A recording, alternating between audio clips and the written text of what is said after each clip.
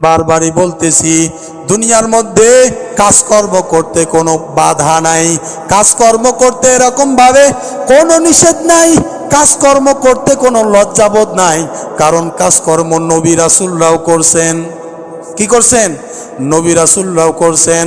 আদম আলাইহিস সালাম, শীস আলাইহিস সালাম, লূত আলাইহিস সালাম ছিলেন কৃষক। এরকম ভাবে হযরত ইউসুফ আলাইহিস সালাম ছিলেন অর্থমন্ত্রী, সুলাইমান আলাইহিস সালাম ছিলেন রাষ্ট্রনায়ক এবং একজন বিচারক। সুবহানাল্লাহ কইবেন না? ঠিক না?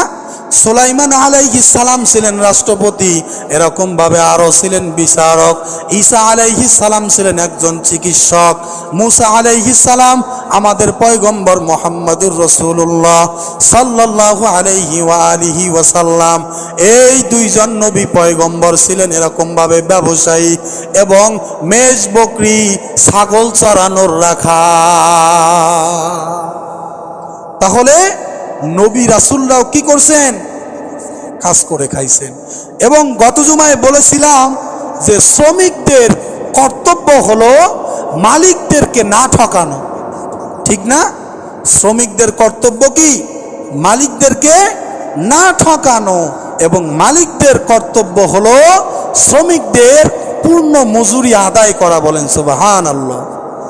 ঠিক না বে ঠিক? দুইজন ঠিক হইলে আর কোনো ঝগড়া কেসাল থাকবে না।